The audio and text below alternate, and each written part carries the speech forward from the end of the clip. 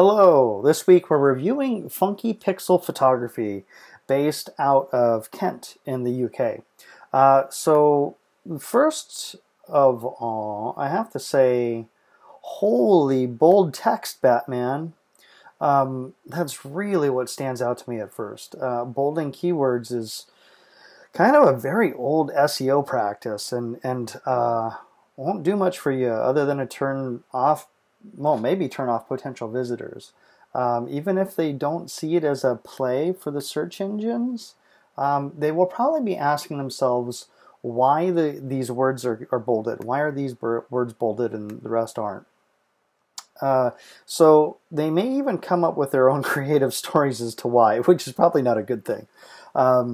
So I'd really encourage eliminating all this bolding. And if we do a search for Kent wedding photographer, it doesn't seem to have helped you either. I did a search here, and you're not on the first page, and I did a little bit of a deep search. I didn't find you 6 or 7 pages in, so I would kind of chill out on the bolding and think about think about your users instead of what the search engines want or what they wanted 6 years ago. Bold words are going to make them think about something, probably not what it is that you want them to think about. All right, so let's have a look at the rest here. So this bit of text that you have down here shows up on other pages as well. If we go to pricing, and it shows up down here, and it also shows up on the About page. It looks like it shows up on all the pages. So to me, I think it's a widget of some sort. So I would, that causes a problem. It's now you're dealing with duplicate content on multiple pages. And if your goal is to rank for Kent wedding photographer, you'll only get one page to rank for that one keyword. So you have to pick which page that is and focus on that with those relevant keywords. But you're working against yourself here when you have it on multiple pages. It's clear which page should be ranked for the keyword, or you want to make it clear what page should be ranked for the keyword, and then Google, Google was going to choose a page, but it may not be the one that you want it to be if you have this on multiple pages. One additional problem that I saw here is that because it's a widget, it's using H5 tags for the titles as opposed to an H1. Now, like those are header designations, kind of like a newspaper has headers and subheaders. So on H5, I'll just inspect this element here for you. Inspect element. And it's showing up as an H5, you see right there. So the H5 is a sub header as opposed to the main header, and that does signify stuff to Google. It's not a huge thing, but it does signify to Google that you're using your headers correctly, and that the header 1, the H1, if this was H1, that would mean it's the most important topic on this page, like a newspaper. So in addition to restructuring this a bit, getting this on one page, whether that's getting it in the content under the slideshow or however you go about doing that, I really would suggest, and I do this on like every single review I do, I suggest getting a good photograph of you here on the front page, a good photo of you looking right into the lens, gazing lovingly into the lens. People want to connect right away with the people that are going to photograph them in their wedding. So I really suggest this. I do it on every single review, that you have a photograph of you up there. Throw that great looking portrait of you up on the home page and have the rest of this info on here too. And your About page is lacking photos of you too. It's got photos of everyone else but you. You talk quite a bit about yourself, and which is great. You talk about you're married and you have kids. Well, show that off. Show that off. People want to connect with that. If you're telling the story, give them something visual to attach to that story. And then let's see here. So the latest work. So I'm taking that this is your blog. Again, you can see that content is there still on this page as well. I would, like put some text up here and prime people for when they come and go into the blog post themselves. You could do something something along the lines of, hey, here are some of our latest blog posts. If you like what you see, please feel free to contact us for a consultation. That way you're priming them as they get ready to go into the individual blog posts. I love this what would you call it, a cinematograph. This is really cool. I think this could be shared on Facebook quite a bit. I would make this a big deal about this particular photograph if you haven't already. So on these individual ones, I'm not a big fan of the preview because there's just not a lot of content. I noticed this is a preview for the other blog post you have here. It's a beautiful image. Maybe that's something that you share on Facebook and get people to come to this blog post. So do your previews on Facebook and Pinterest and things like that, and get people to come to this particular blog post, which looks like it's the main one. Now, you do some really good keywording here. You got a fair amount of text, and I think that's great. But I think you need a good call to action at the bottom of this. I scroll down and there's nothing down here. You can see the link to the client area, but there's nothing down here saying, hey, click to see more or call us for a consultation. I would add something like that here. The problem is with blog posts is you do a really good job a decent job with keywords. So you probably have a fair amount of search traffic coming to this post or your blog post in general. But the typical bounce rate for search traffic on blog posts is about 90%. That's a big problem. 90% of the people look at this blog post, maybe get halfway, maybe get down to the bottom, but 90% leave. They don't click on anything else on your site. So you need to give them some reason to stay on your site. If you have something down at the bottom that says, click here to see more, or contact us. If you like what you see, contact us for more information, or see more weddings. Something that gets them more engaged in the website. Okay, so it's decent. You got plenty of text up here. I didn't even look if you have alt text. To me, alt text is way overused anyways, so I don't really care about how photographers use alt text, really. They tend to overuse it. But you have content up here, which is good.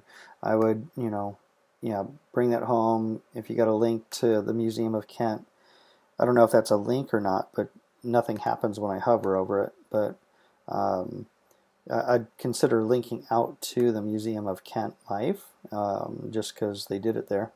So let's see here. So let's take a look at their pricing page.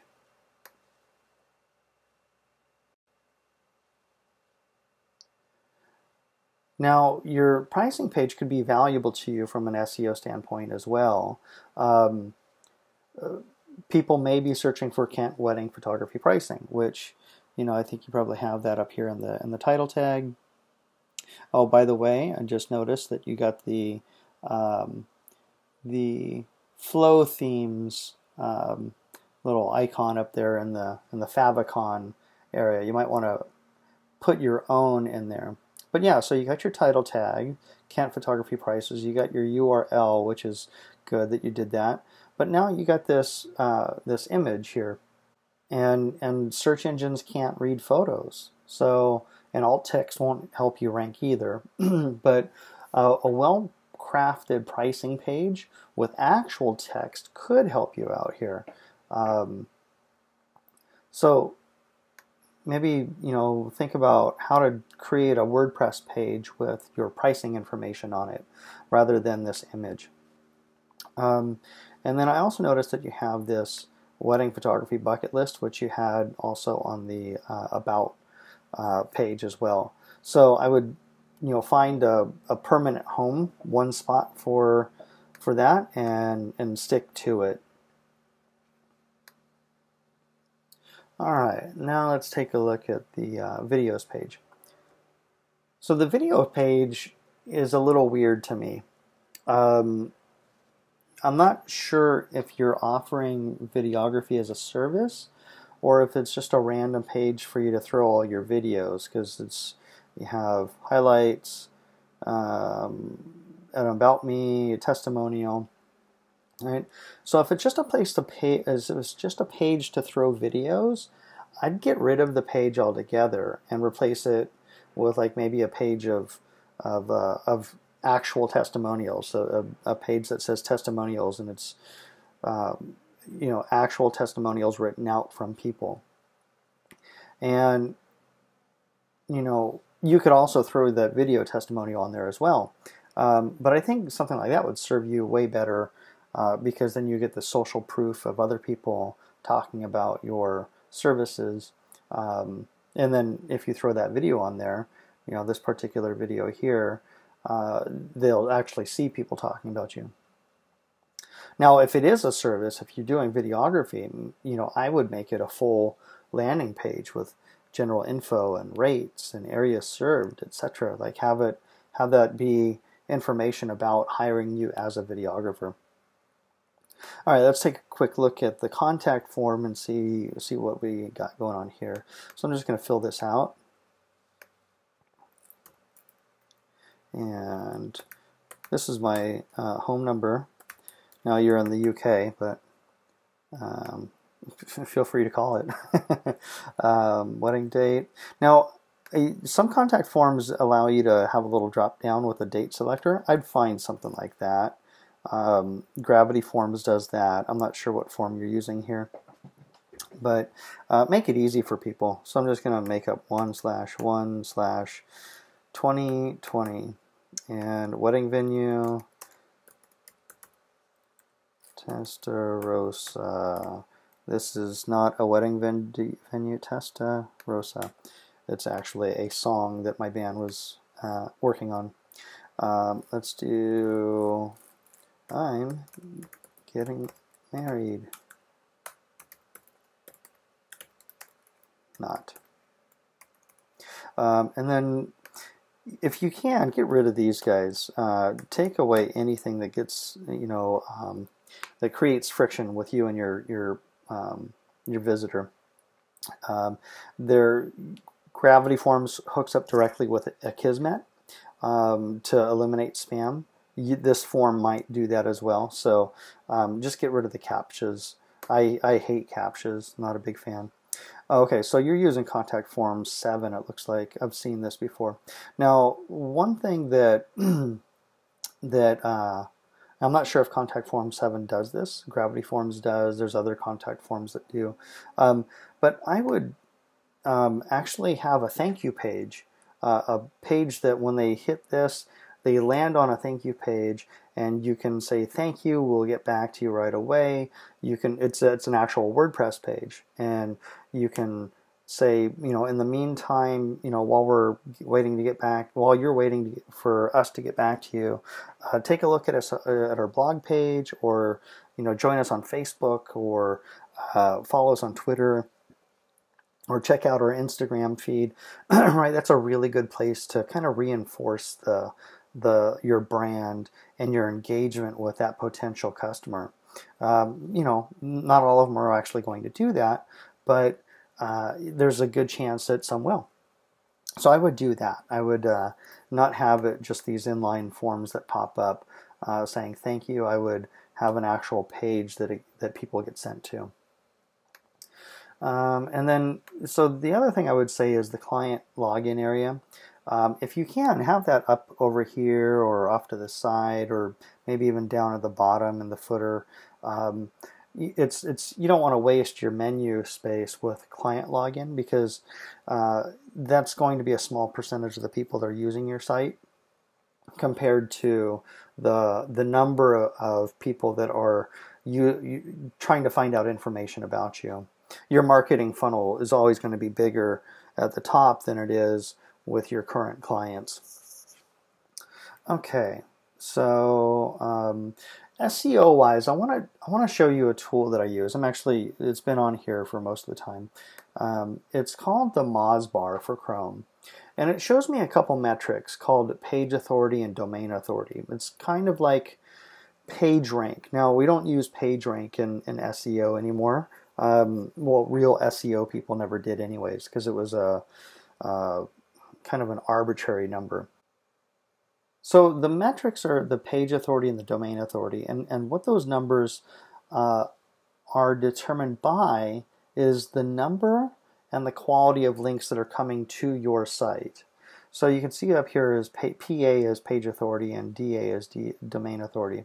So on this particular page, you have a page authority of 36. Now your domain authority is site-wide because it's talking about the domain. So that's not going to change if I go to the About page. But the page authority will turn to something else. It will be 16. That's just because there's less people linking to the About page than the home page, which makes sense. So generally speaking, the more links, the better. And the bigger, more popular, more trusted websites, the better. Now I use these tools to tell me when I need to focus when looking to increase the rankings on a web page or website. In your case, compared to the other sites that are out there, now one of the other cool things I didn't mention about the Mozbar is it shows off these little SERP analysis things in the SERPs, or the search engine ranking positions. So you can see the page authority and domain authority for all the people in a given Google search, which is just really great because now we can compare. So like I said, when I'm looking to increase the rankings on a website, I have to compare them to other websites that are ranking already.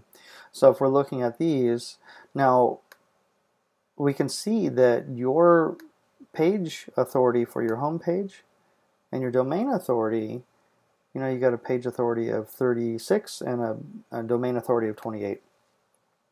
Now, looking at these sites that are in here, page authority of 32, 38, 48, 23, 26.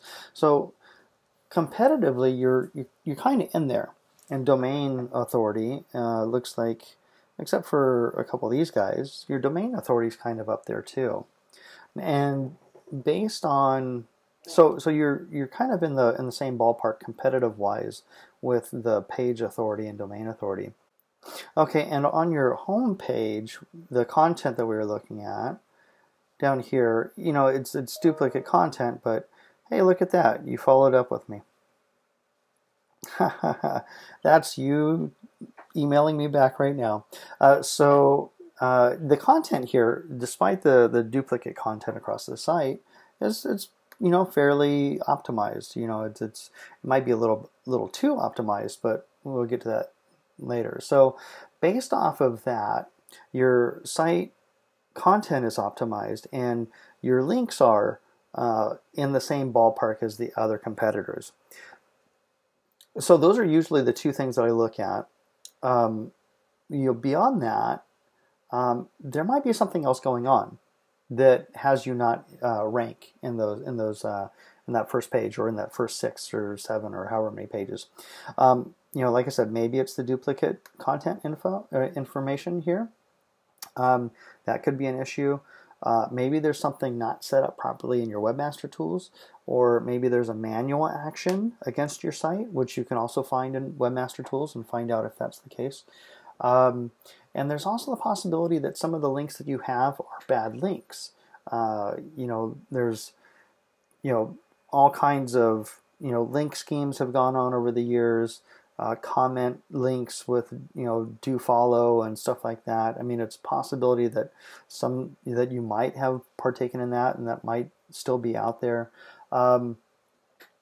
So there's a few things to look at. Now, the reason I say all this is because sometimes it's easy to think that there's no getting ahead with the SEO, no matter how hard you try.